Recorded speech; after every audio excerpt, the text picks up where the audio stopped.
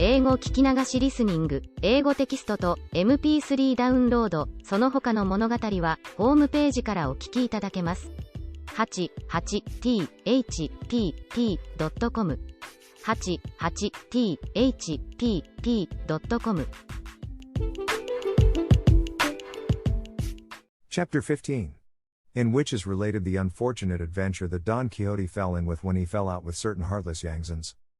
The sage Cid Amete Benengeli relates that as soon as Don Quixote took leave of his hosts and all who had been present at the burial of Chrysostom, he and his squire passed into the same wood which they had seen the shepherdess Marcella enter, and after having wandered for more than 2 hours in all directions in search of her without finding her, they came to a halt in a glade covered with tender grass, beside which ran a pleasant cool stream that invited and compelled them to pass there the hours of the noontide heat, which by this time was beginning to come on oppressively. Don Quixote and Sancho dismounted, and turning Rocinante and the ass loose to feed on the grass that was there in abundance, they ransacked the alforges, and without any ceremony very peacefully and sociably master and man made their repast on what they found in them. Sancho had not thought it worth while to hobble Rocinante, feeling sure, from what he knew of his staidness and freedom from incontinence, that all the mares in the Cordova pastures would not lead him into an impropriety. Chance, however, and the devil, who is not always asleep, so ordained it that feeding in this valley there was a drove of Galician ponies belonging to certain Yangasan carriers, whose way it is to take their midday rest with their teams in places and spots where grass and water abound, and at where Don Quixote chanced to be suited the Yangzan's purpose very well. It so happened, then, that Rocinante took a fancy to disport himself with their ladyships the ponies, and abandoning his usual gait and demeanor as he scented them, he, without asking leave of his master, got up a briskish little trot and hastened to make known his wishes to them. They, however, it seemed, preferred their pasture to him, and received him with their heels and teeth to such effect that they soon broke his girths and left him naked, without a saddle to cover him. But what must have been worse to him was that the carriers, seeing the violence he was offering to their mares, came running up armed with stakes, and so belabored him that they brought him sorely battered to the ground. By this time Don Quixote and Sancho, who had witnessed the drubbing of Rocinante, came up panting, and said Don Quixote to Sancho, "So far as I can see, friend Sancho, these are not knights but base folk of low birth. I mention it because thou canst lawfully aid me in taking due vengeance for the insult offered to Rocinante before our eyes." "What the devil vengeance can we take," answered Sancho, "if they are more than 20, and we know more than 2, or, indeed, perhaps not more than 1.5? "I count for 100, replied Don Quixote, and without more words he drew his sword and attacked the Yangzans, and excited and impelled by the example of his master, Sancho did the same, and to begin with, Don Quixote delivered a slash at one of them that laid open the leather jerkin he wore, together with a great portion of his shoulder. The Yangzans, seeing themselves assaulted by only 2 men while there were so many, betook themselves to their stakes, and driving the 2 into the middle they began to lay on with great zeal and energy. In fact, at the second blow they brought Sancho to the ground, and Don Quixote fared the same way, all his skill and high mettle availing him nothing, and fate willed it that he should fall at the feet of Rocinante, who had not yet risen, whereby it may be seen how furiously stakes can pound in angry boorish hands. Then, seeing the mischief they had done, the Yangzans with all the haste they could loaded their team and pursued their journey, leaving the 2 adventurers a sorry sight and in sorrier mood. Sancho was the first to come to, and finding himself close to his master he called to him in a weak and doleful voice, "Señor Don Quixote, ah, Señor Don Quixote." "What wouldst thou, brother Sancho?" answered Don Quixote in the same feeble suffering tone as Sancho. "I would like, if it were possible," answered Sancho Panza, "your worship to give me a couple of sups of that potion of the fiery blast, if it be that you have any to hand there, perhaps it will serve for broken bones as well as for wounds." "If I only had it here, wretch that I am, what more should we want?"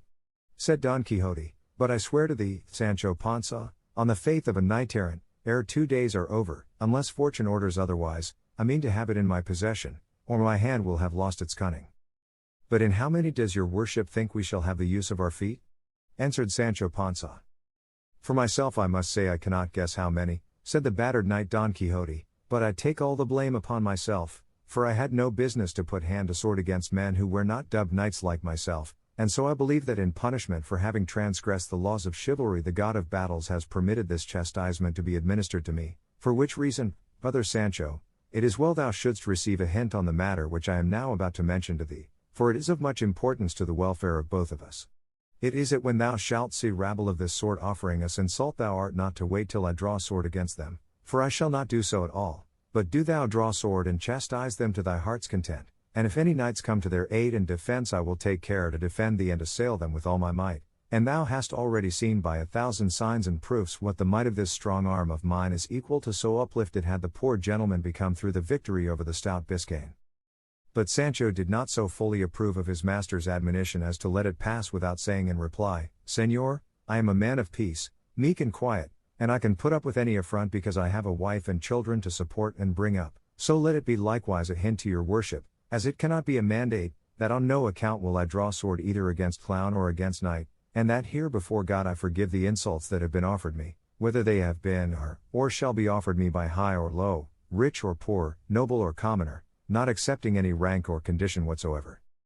To all which his master said in reply, I wish I had breath enough to speak somewhat easily, and that the pain I feel on this side would abate so as to let me explain to thee, Pansa, the mistake thou makest. Come now, sinner, suppose the wind of fortune, hitherto so adverse, should turn in our favor, filling the sails of our desires so that safely and without impediment we put into port in some one of those islands I have promised thee, how would it be with thee if on winning it I made thee lord of it? Why, thou wilt make it well nigh impossible through not being a knight nor having any desire to be one, nor possessing the courage nor the will to avenge insults or defend thy lordship, for thou must know that in newly conquered kingdoms and provinces the minds of the inhabitants are never so quiet nor so well disposed to the new lord that there is no fear of their making some move to change matters once more, and try, as they say, what chance may do for them. So it is essential that the new possessor should have good sense to enable him to govern, and valor to attack and defend himself, whatever may befall him. In what has now befallen us, answered Sancho, I'd have been well pleased to have that good sense and that valor your worship speaks of, but I swear on the faith of a poor man I am more fit for plasters than for arguments. See if your worship can get up, and let us help Rocinante, though he does not deserve it, for he was the main cause of all this thrashing. I never thought it of Rocinante, for I took him to be a virtuous person and as quiet as myself.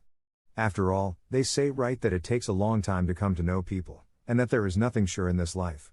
Who would have said that, after such mighty slashes as your worship gave that unlucky knight-errant, there was coming, travelling post and at the very heels of them, such a great storm of sticks as has fallen upon our shoulders? And yet thine, Sancho, replied Don Quixote, ought to be used to such squalls, but mine, reared in soft cloth and fine linen, it is plain they must feel more keenly the pain of this mishap, and if it were not that I imagine, why do I say imagine? Know of a certainty that all these annoyances are very necessary accompaniments of the calling of arms, I would lay me down here to die of pure vexation. To this the squire replied, Señor, as these mishaps are what one reaps of chivalry, tell me if they happen very often, or if they have their own fixed times for coming to pass, because it seems to me that after 2 harvests we shall be no good for the 3rd, unless God in his infinite mercy helps us.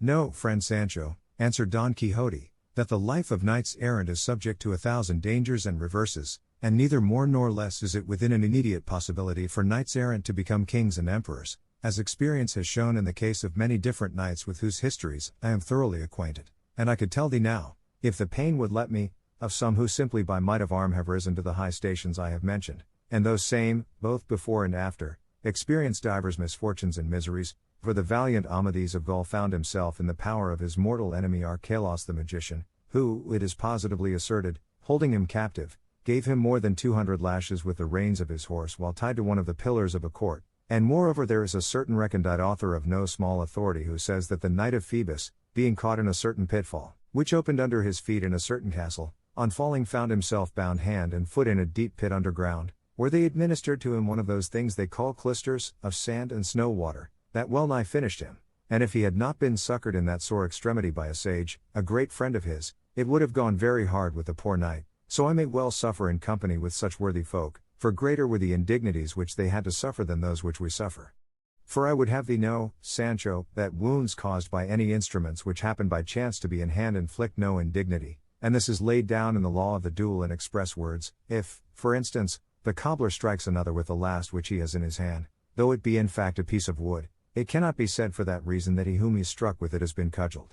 I say this lest thou shouldst imagine that because we have been drubbed in this affray we have therefore suffered any indignity, for the arms those men carried, with which they pounded us, were nothing more than their stakes, and not one of them, so far as I remember, carried rapier, sword, or dagger.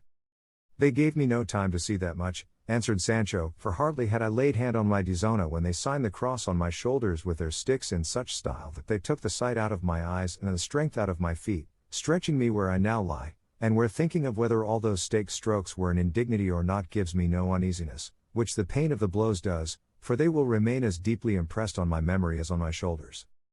For all that let me tell thee, brother Panza, said Don Quixote, that there is no recollection which time does not put an end to, and no pain which death does not remove. And what greater misfortune can there be, replied Panza, than the one that waits for time to put an end to it and death to remove it? If our mishap were one of those that are cured with a couple of plasters, it would not be so bad, but I am beginning to think that all the plasters in a hospital almost won't be enough to put us right. No more of that, pluck strength out of weakness, Sancho, as I mean to do, returned Don Quixote, and let us see how Rocinante is, for it seems to me that not the least share of this mishap has fallen to the lot of the poor beast.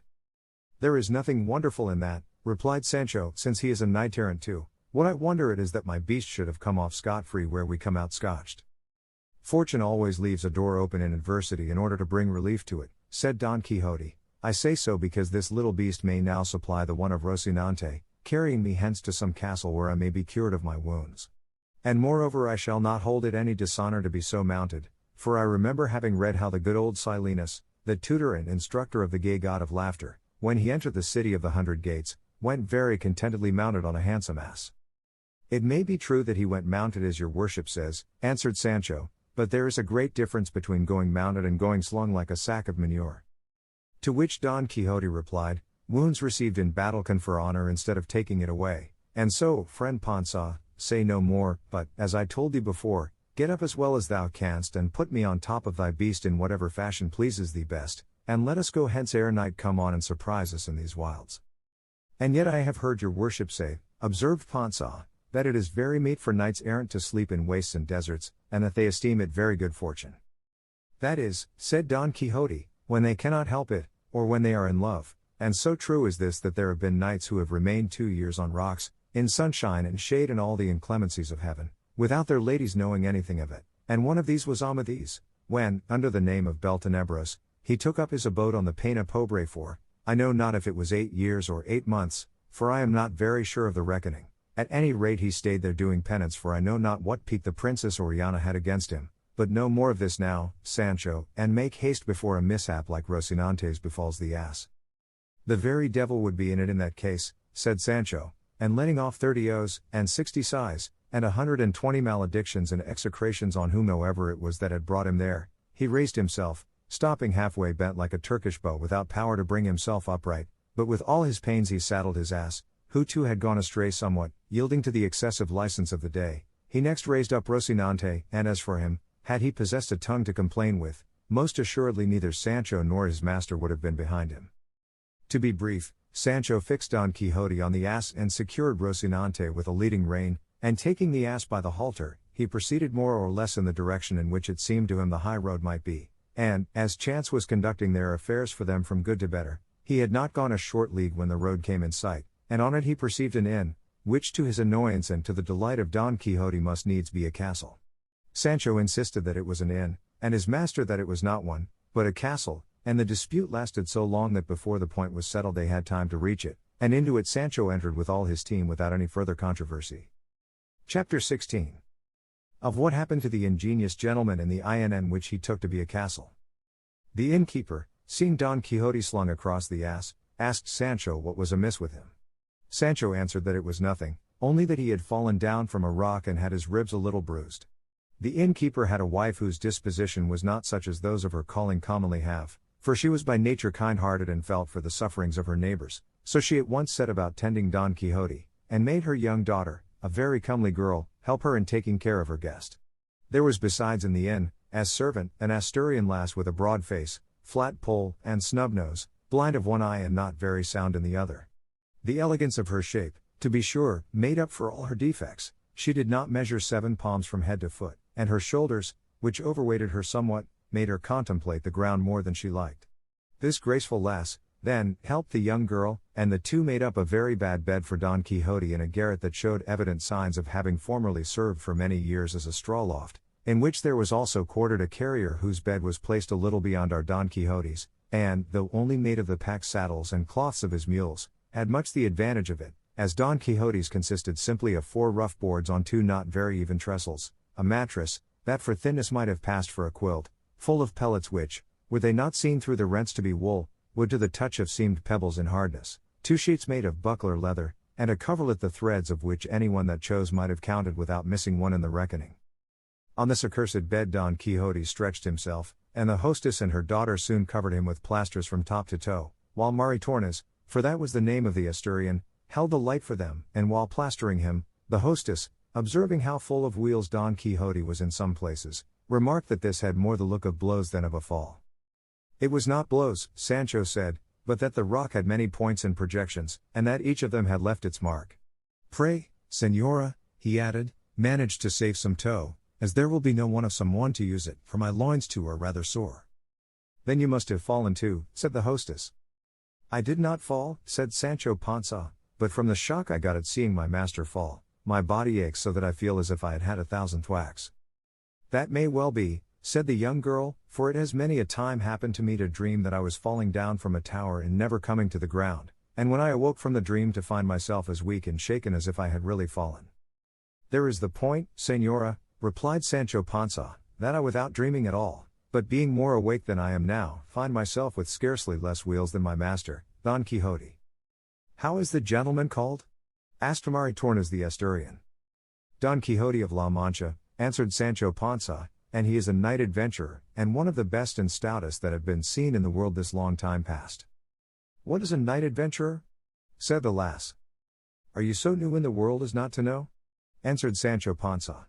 Well, then, you must know, sister, that a knight adventurer is a thing that in 2 words is seen drubbed an emperor, that is today the most miserable and needy being in the world, and tomorrow will have 2 or 3 crowns of kingdoms to give his squire. Then how is it, said the hostess, that belonging to so good a master as this, you have not, to judge by appearances, even so much as a county? It is too soon yet, answered Sancho, for we have only been a month going in quest of adventures, and so far we have met with nothing that can be called one, for it will happen that when one thing is looked for another thing is found. However, if my master Don Quixote gets well of this wound, or fall, and I am left none the worse of it, I would not change my hopes for the best title in Spain.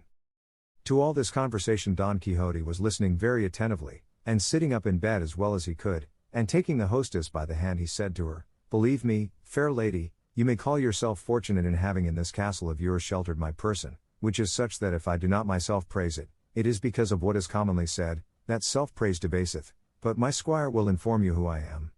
I only tell you that I shall preserve for ever inscribed on my memory the service you have rendered me in order to tender you my gratitude while life shall last me, and would to heaven love held me not so enthralled and subject to its laws and to the eyes of that fair ingrate whom I name between my teeth, but that those of this lovely damsel might be the masters of my liberty. The hostess, her daughter, and the worthy Maritornes listened in bewilderment to the words of the knight errant, for they understood about as much of them as if he had been talking Greek, though they could perceive they were all meant for expressions of goodwill and blandishments, and not being accustomed to this kind of language, they stared at him and wondered to themselves, for he seemed to them a man of a different sort from those they were used to, and thanking him in pothouse phrase for his civility they left him, while the Asturian gave her attention to Sancho, who needed it no less than his master. The carrier had made an arrangement with her for recreation that night, and she had given him her word that when the guests were quiet and the family asleep she would come in search of him and meet his wishes unreservedly.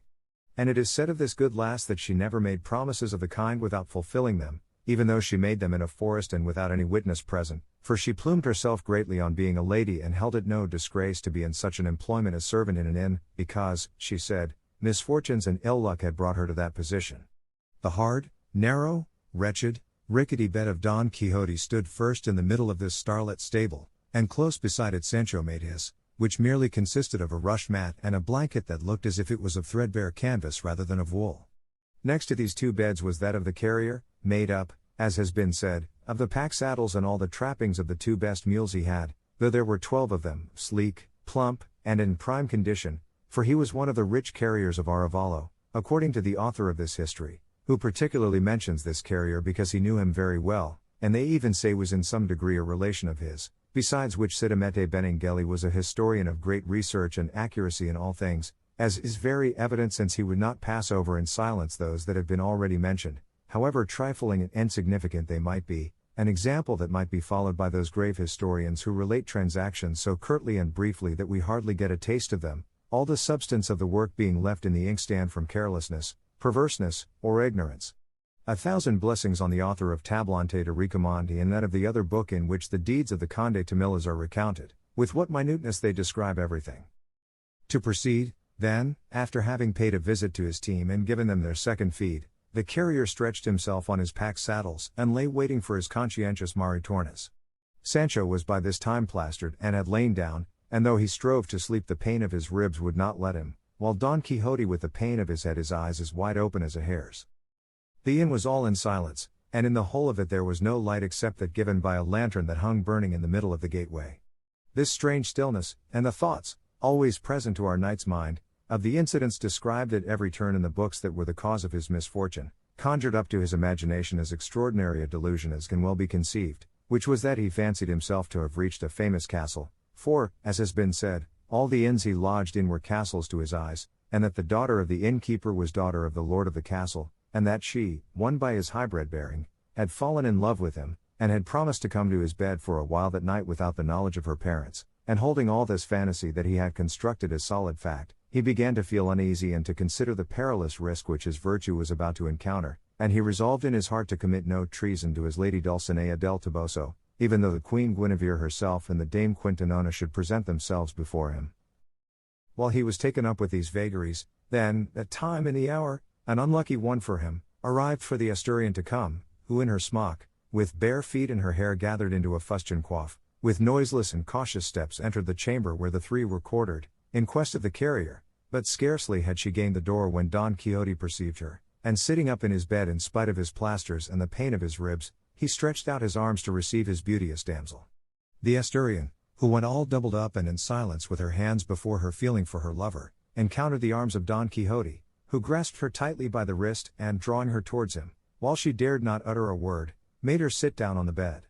He then felt her smock, and although it was of sackcloth it appeared to him to be of the finest and softest silk, on her wrist she wore some glass beads, but to him they had the sheen of precious orient pearls, her hair, which in some measure resembled a horse's mane, he rated as threads of the brightest gold of Araby, whose refulgence dimmed the sun himself, her breath, which no doubt smelt of yesterday's stale salad, seemed to him to diffuse a sweet aromatic fragrance from her mouth, and, in short, he drew her portrait in his imagination with the same features and in the same style as that which he had seen in his books of the other princesses who, smitten by love, came with all the adornments that are here set down, to see the sorely wounded knight, and so great was the poor gentleman's blindness that neither touch, nor smell, nor anything else about the good lass that would have made any but a carrier vomit, were enough to undeceive him. On the contrary, he was persuaded he had the goddess of beauty in his arms, and holding her firmly in his grasp he went on to say in low, tender voice, "Would that found myself, lovely and exalted lady, in a position to repay such a favor as that which you, by the sight of your great beauty, have granted me, but fortune, which is never weary of persecuting the good, has chosen to place me upon this bed, where I lie so bruised and broken that though my inclination would gladly comply with yours it is impossible. Besides, to this impossibility another yet greater is to be added, which is the faith that I have pledged to the peerless Dulcinea del Toboso, sole lady of my most secret thoughts, and were it not that this stood in the way I should not be so insensible a knight as to miss the happy opportunity which your great goodness has offered me." Maritornes was fretting and sweating at finding herself held so fast by Don Quixote, and not understanding or heeding the words he addressed to her, she strove without speaking to free herself. The worthy carrier, whose unholy thoughts kept him awake, was aware of his doxy the moment she entered the door, and was listening attentively to all Don Quixote said, and jealous that the Asturian should have broken her word with him for another, drew nearer to Don Quixote's bed and stood still to see what would come of this talk which he could not understand, but when he perceived the wench struggling to get free and Don Quixote striving to hold her, not relishing the joke he raised his arm and delivered such a terrible cuff on the lank jaws of the amorous knight that he bathed all his mouth in blood, and not content with this he mounted on his ribs and with his feet tramped all over them at a pace rather smarter than a trot.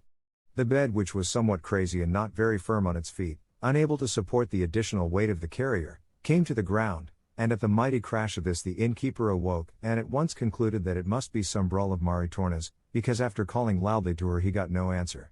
With this suspicion he got up, and lighting a lamp hastened to the quarter where he had heard the disturbance.